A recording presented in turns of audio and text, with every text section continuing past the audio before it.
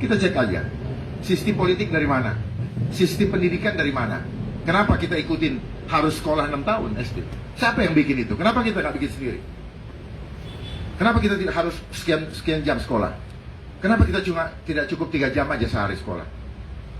Diisi yang kita butuhkan untuk masa depan kita. Ini semua dijejelin, akhirnya sampah yang ada di kepala. Yang keluar apa? Mencret semua. Ya. Karena tubuhnya tidak siap. Yang diisi kepala, makanya banyak ngomong. Makanya dibilang NATO, no action talk only. Semua yang kita lihat sekarang pemimpin ngomong talk. Ya. Kenapa ngomong talk? Karena isinya cuma disuruh untuk ngomong. Taruh pengetahuan sini, tetapi pengetahuannya tidak bisa diimplementasikan karena nggak punya jiwa. Ya. Badannya nggak mau. Tolong rakyat, dia tahu pengetahuannya. Badannya tidak terbiasa untuk ringan tangan. Jiwanya nggak ada urusan, yang penting gue. Karena jiwanya tidak terhubung dengan kemahakuasaan Tuhan. Rasa sayangnya tidak ada. Kalau ini tidak ada, dia pasti nggak akan lakukan. Semua cuma ngomong toh. Jadi ternyata, Bapak Ibu sekalian, kenapa kita disuruh sekolah untuk mendapatkan apa? Persyaratan formal, ijazah. Sebagai legitimasi bahwa kita siap untuk menyerahkan kehidupan kita kepada yang gaji. Kita nggak punya harga diri jadi orang sebenarnya. Kita bangga disebut pegawai. Padahal kita sebenarnya tidak punya harga diri. Kita budak, termasuk saya. Dan budak tidak bisa berbuat apa-apa. Ya. Diikat dengan kode etik. Hebat mereka. Dia ikat dengan kode etik. Nggak salah. Cuman ternyata itu jebakan Batman, Pak. Ya. Dengan segala macam sumpah serapah yang diajarin kepada kita. Hebatnya dia mengatakan sumpah serapah, Pak. Giliran dia nggak mau melaksanakan sumpah-sumpah itu.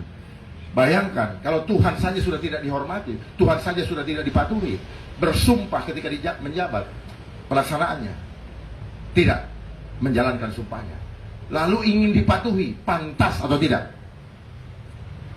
Mari saya mengajak kita untuk takut kepada yang dapat menghapus dosa kita, bukan kepada mereka-mereka yang berdosa, yang menginginkan kita mengikuti perintahnya, sementara dia dosanya lebih gede, bahkan mau mengajak kita sama-sama menjadi manusia berdosa.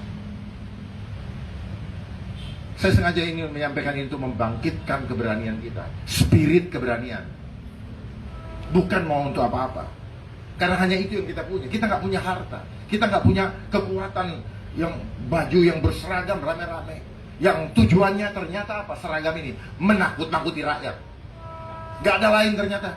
Itulah konsep yang dibangun ternyata sama ini. Kenapa kita sekolah harus berseragam? Supaya kalau tidak berseragam bukan teman saya. Wow, saya baru tahu. Ini adalah doktrin alam bawah sadar. Subconscious kita lagi ditanamkan chip. Supaya apa? Selalu kita takut untuk berbeda. Walaupun benar. Lihat, orang-orang benar selalu dikucilkan. Kenapa? Karena memang sistem Dajjal ini bermain cari yang banyak, walaupun salah nyaman. Termasuk mungkin Bapak pernah mendengar pasal gratifikasi, Pak. Itu adalah pasal yang ateis, saya katakan.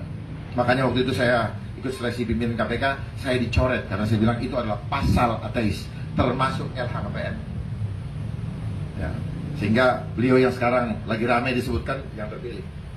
Saya tidak milih mengejar dipilih atau nggak pilih, tapi yang penting saya mengikuti proses sehingga saya mengetahui bagaimana kualitas prosesnya.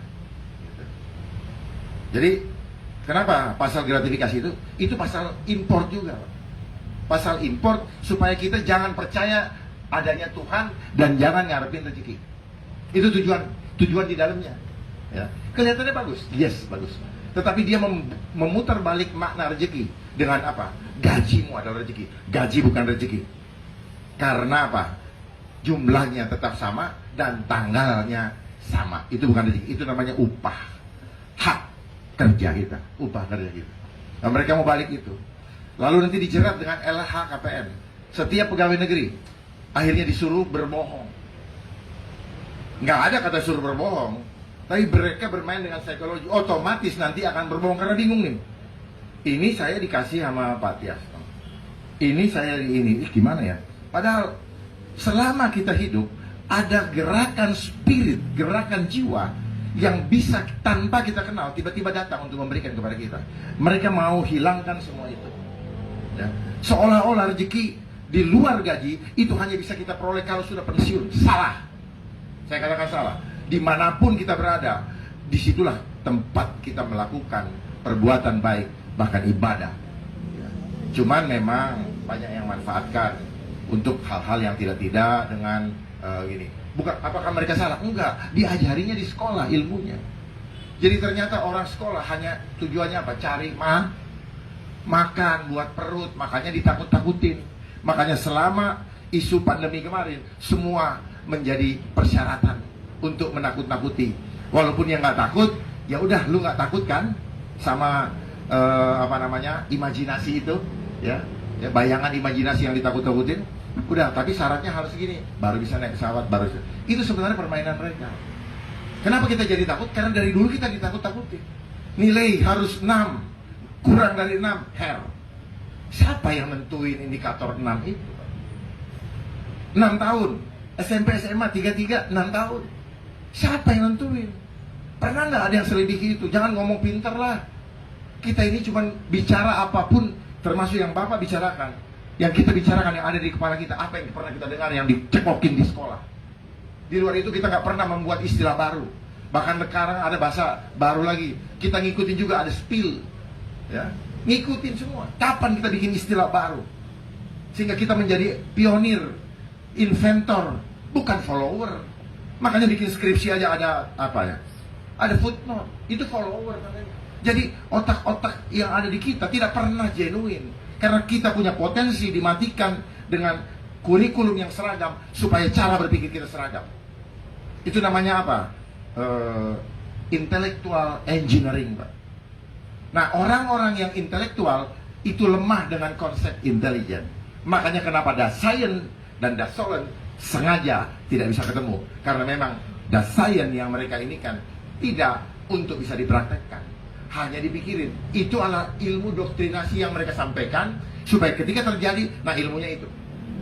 Dia bermain di dinamika kehidupan. Dasolen ini, itu konsep intelijen. Orang-orang yang pakai textbook akan mampus dengan konsep ini. Dan itu dimainkan. Kalau kita sudah paham dengan semua rahasia kehidupan ini, terlalu mudah kita melihatnya semua. Orang ngomong bohong kita tahu. Kita duduk di sini, ini emang kehidupan formalitas.